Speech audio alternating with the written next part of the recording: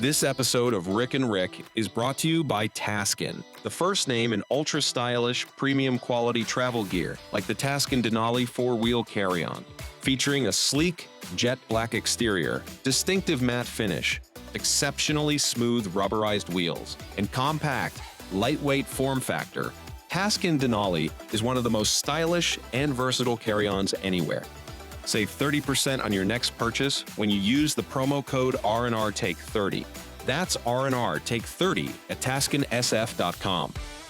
Next up on an all-new Rick and Rick. What happens when Spider-Man loses his friends, spews his webs, and picks a fight with the Hulk? Plus, how did Christopher Nolan turn the world's longest trip home into his biggest movie yet? And it all starts right here, right now. On the one show where everybody gets a Rick out of movies. And everybody rules the world.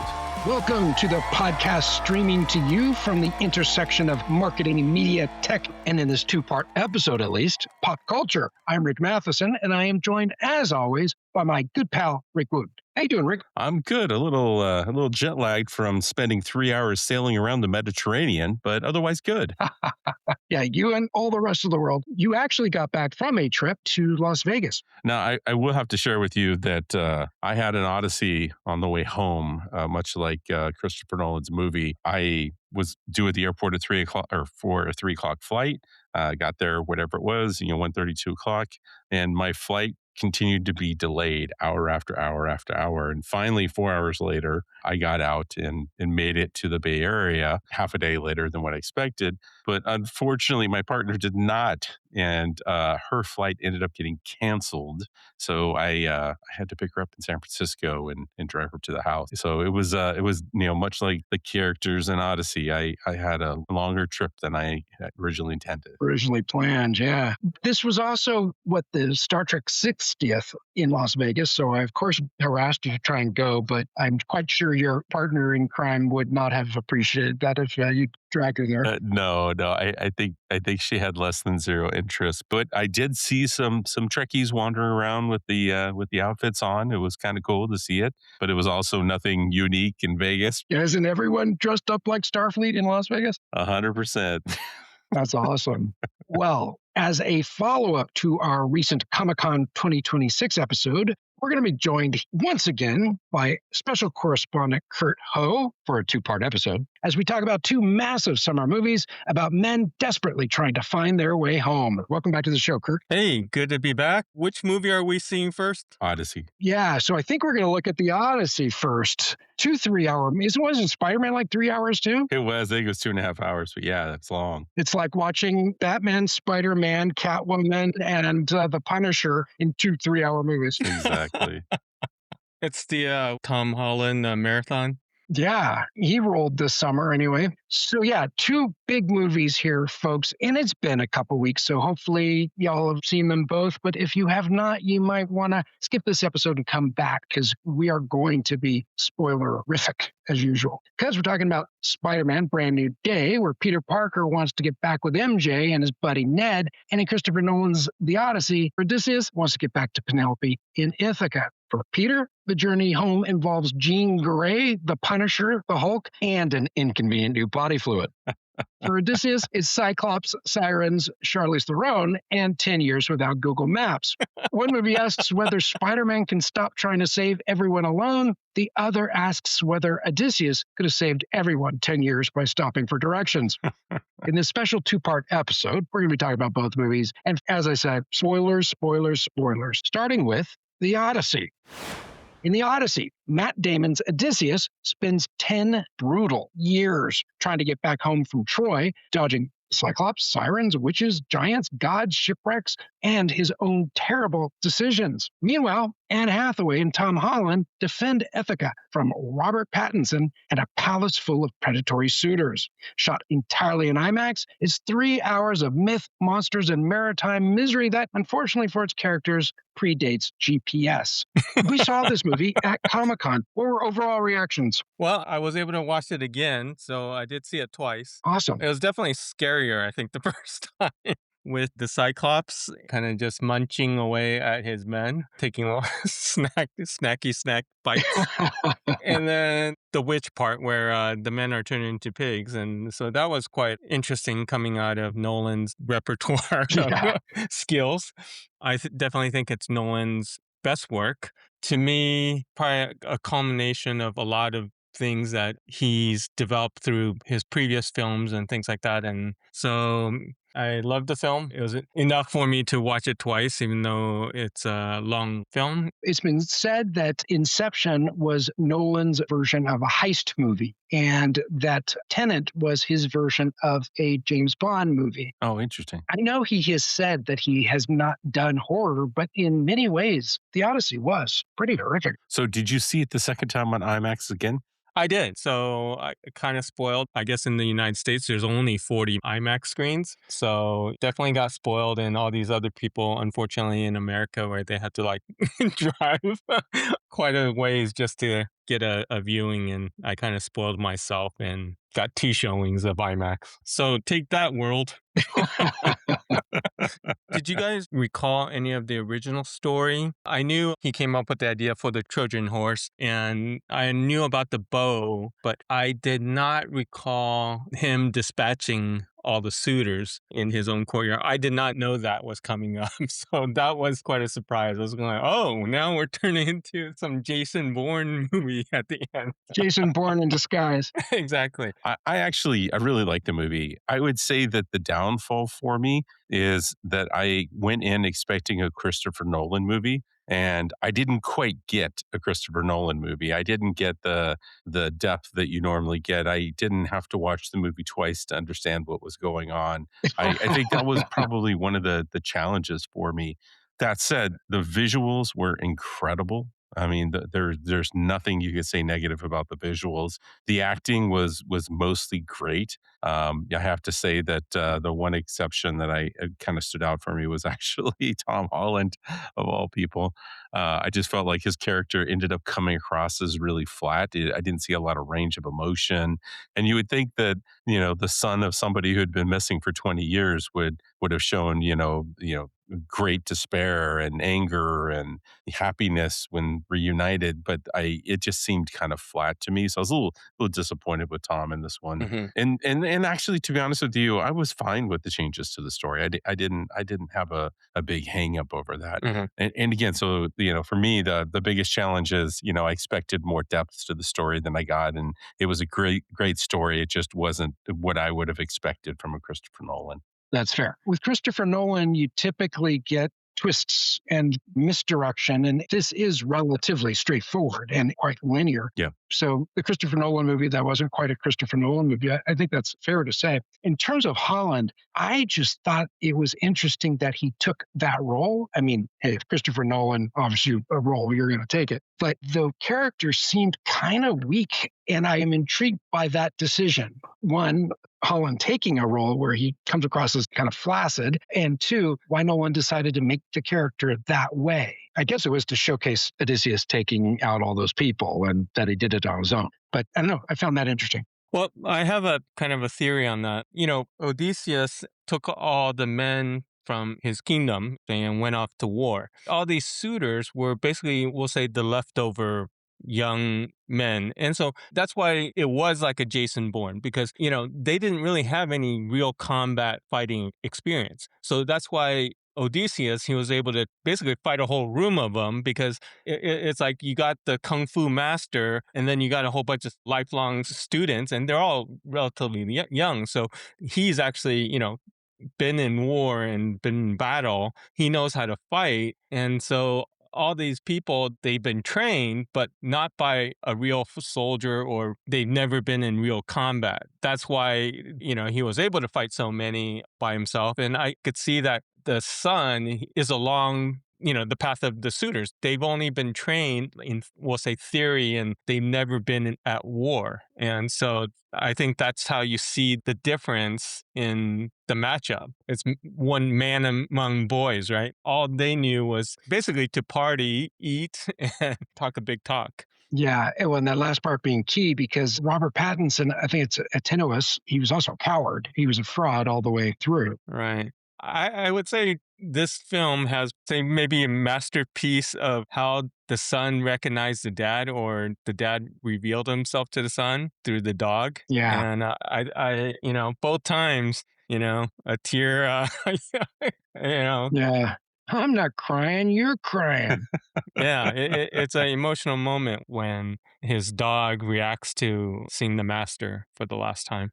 Who could not feel that? In fact, to your point, it's brilliant because in filmmaking, that's called petting the dog. Hmm. How a character treats animals reveals their true character. Totally. Yeah. And he didn't have to tell his son, I'm your father, or something like that. It was just that gesture when the dog reacted to the stranger, and then the son knew this is his dad.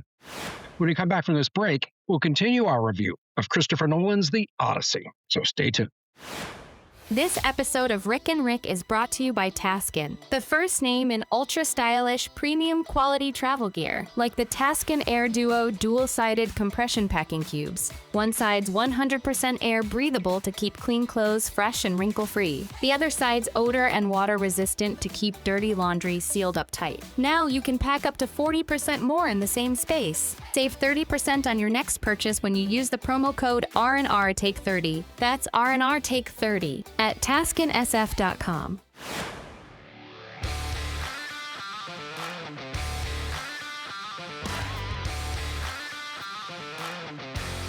And welcome back to Rick and Rick Rule the World with special guest Kurt Ho as we review Christopher Nolan's hit summer movie, The Odyssey. Some outstanding performances here, especially Anne Hathaway. Penelope, that's one, a great role, and two, she brought a lot of different layers to it. The emotion that she had to keep suppressed. Yeah. If someone cries on camera, you don't care, but if someone's trying not to cry, you feel that emotion. And she was throughout the movie trying to contain rage and fear and so much more. So I thought she was exceptional. And that whole frustration that a ruler had to be a man. And, Right. Here she's been in that position for so long, and it's like, oh, we need a king. Right. Nolan was able to weave in commentary about women and men's roles in many societies or cultures.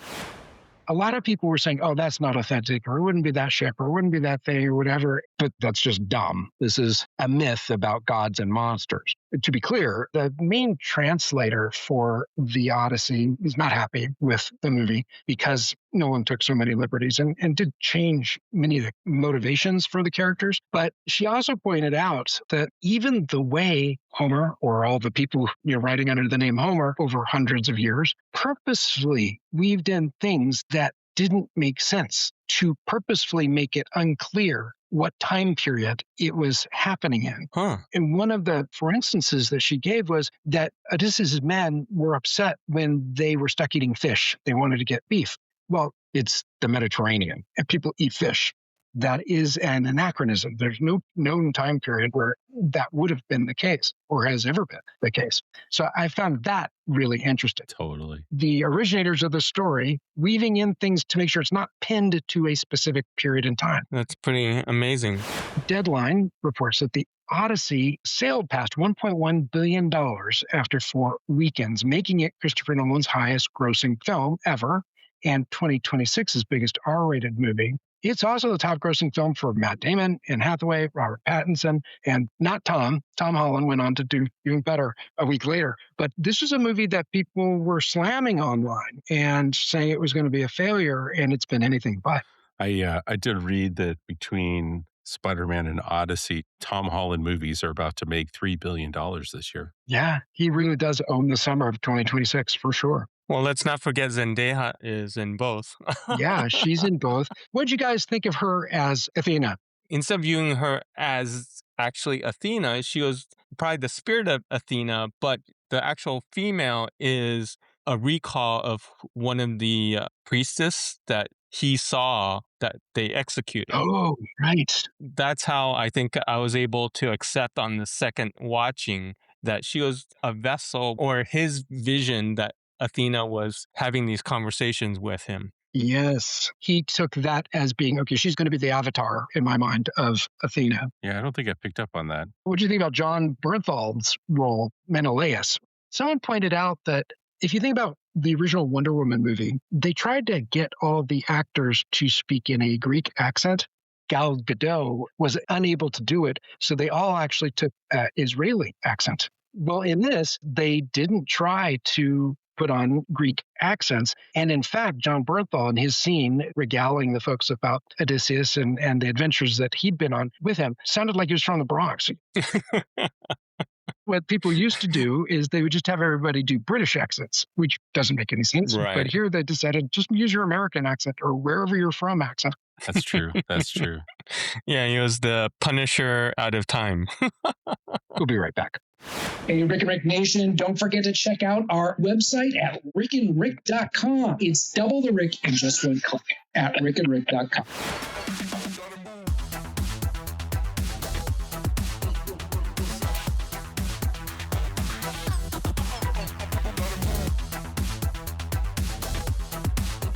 And welcome back to Rick and Rick Rule the World with special guest Kurt Ho as we review Christopher Nolan's blockbuster hit, The Odyssey. Let's talk about special effects, or in this case, the practical effects of The Odyssey. I thought the cyclops scenes were really amazing. I don't know how they pulled that off, but I thought that was just spectacular. I agree with you. I thought that was one of the most incredible scenes in the movie once I understood that it was a practical effect. Yeah. Yeah. I remember all those movies with cyclopses and stuff. None of them made me feel anything. This one did. It was so creepy and the tension was just sky high. Yeah. There was one pose where I think the first time I watched it, I noticed it was it's a painting where I think the Cyclops actually, I think that was intentional, where the Cyclops has one of the soldiers and is like bit off the head. The way the pose is, it's like off this painting. I was going, hey, that looks like the painting. The way the Cyclops stood there and the way it was holding a headless body. It's called the Cyclops. You can see that Nolan was influenced by the way this looks. I'm looking at the painting right now. Right. And Wooten, I know you're a big fan of practical effects. Oh, honestly, the Cyclops was absolutely amazing, and I saw some of the behind the scenes, photos that they used for this and how it was pieces, and they chose angles to make it look bigger than it was, and I mean, it was flawless. I was really impressed by it. There were a few times where the movements were a little bit funky, but I mean, I'm going to forgive that because honestly, if I didn't know ahead of time that it was practical, I would have thought it was CGI. Yeah, you really felt it was palpable, the stress that the soldiers were under, like how desperate you would be to get out of that cave. That whole cave scene was absolutely stunning. Yeah. As Kurt mentioned, the movie is filmed in IMAX. It's the first movie ever to be shot entirely in IMAX. And my understanding is that Nolan had to create a special casing for the cameras because they're very loud. You could have ended up having to dub people's voices in after the fact, which would have been a nightmare. But he figured out a way to make it silent and have the actors not intimidated by his presence. Well, and he used some camera tricks or mirror tricks to wrap the view around the camera so that you had an actor standing on either side of the camera, but the mirrors are positioned in a way so they were looking straight into each other's eyes and the camera was looking right at each of them. Yeah. He did some amazing camera effects that we've never seen before with IMAX. So it was pretty cool that he was able to do that. Now, Rick Wooten and I were talking a little bit about this. I found it interesting and have not investigated to see if it was the case, but a lot of the themes in the movie sound very Judeo-Christian. I was struck by kind of liberal Western democratic worldview held by Odysseus in the film and things like Zeus's law and this idea of taking care of the stranger. These sound very Judeo-Christian. The Homeric worldview was focused more on winning, on individual glory or kleos, self-aggrandizement, hierarchy, and conquest, whereas Judeo-Christian ethics and sort of the liberal Western democracy inspired by it are built on equality, things like consent of the governed, empathy for the other, and God-given human rights. It is possible that that was a real facet of their polytheism and that Zeus had this philosophy. All these religions influenced each other, but I was just struck by the movie driving home things that I guess I'd never equated just because of my own ignorance in Greek mythology that existed in that part of the world in ancient times. Yeah, there was actually some truth to this one. There wasn't quote unquote, a Zeus's law as a written legal type of thing. But instead, there was an absolutely a culture and a kind of religious code of hospitality that existed in ancient Greece, and I guess it's known as Xenia, Xenia. And effectively, they're kind of capturing that component of it, and so it really was an aspect of ancient Greek culture. It wasn't something that was just made up or necessarily could have been, but not necessarily inspired by Christianity. Yeah, I just found it interesting. Yeah, the concept of civilization, and I think it's a theme that is carried through this film and ties to Odysseus and Penelope, and they're talking about the end of civilization. Yes. And the whole concept of people behaving, people treating each other within certain confines, and this law of Zeus, you're supposed to be welcoming, and you treat everybody with kindness, or you treat them well. That is an indication of a civilized society. Right. And when Odysseus talks about he ended civilization, is the rule of you're supposed to not do harm. Yeah. And the Trojan horse is basically breaking that law, right? Zeus's law. Right. It's like, okay, well, here's this sacrifice. It's a trick, right? Yes. It's a deception. He basically... It's using that belief, that rule, to malicious ends. Exactly. It's using the one core law in civilization at the time, and he broke it. And then that's why also what led to the whole rumor of the men from the sea attacking different cities. Right. And basically it's like they were that rumor, because all these cities near the coast, if the golden rule is now broken by this Trojan horse and this trick, and one of the most magnificent cities of Troy, fell because of this trick. That's right. And, violation of the golden rule, then it's like the barbarians are out at sea and they could hit any city anytime. So it's like that unknown chaos. It's lawlessness, right? Right. It's dog eat dog. That's why I think sometime he said, I basically destroyed, civilization, because he broke the golden rule. And now once you break it, then nobody's going to follow it. And then so that, I guess, kind of implied the collapse of that civilization. Yeah. In the movie, he's haunted by what he's done. He said burning Troy was to burn the world entirely, as you just said. Basically, I've destroyed what we're supposed to follow, and we're not going back from this. And in the original story, he was driven more by ego, being seen as a leader. Mm-hmm. I think the way Nolan shifted the motivation, well, I was saying a lot. I mean, he almost to the point of being a little heavy-handed to us, the viewer, right, in our moment in time.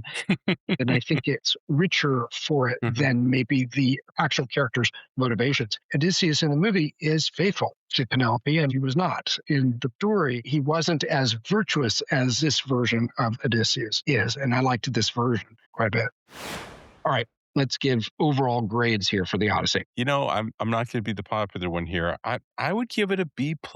I thought it was a great movie, and a B+ is not anything to scoff at. I would have given it an A or an A-, but I just kind of walked away feeling like I was wanting a little bit, because it was a Christopher Nolan movie and I didn't quite get the full Christopher Nolan experience. Craftsmanship, I would say an A+, but for me, I would put it at B+. I still have popcorn left in my Trojan horse popcorn holder. So I'm going to give it 5 out of 5 potatoes. And why potato? Spoiler alert. Well, to find out why that's the perfect segue to teasing part 2 of this episode, tune in next time for our official Rick, and Kurt review of Spider-Man Brand New Day. Until then, keep on kicking ass and keep on coming back to the one show where almost everybody's name is Rick. And everybody rules the world.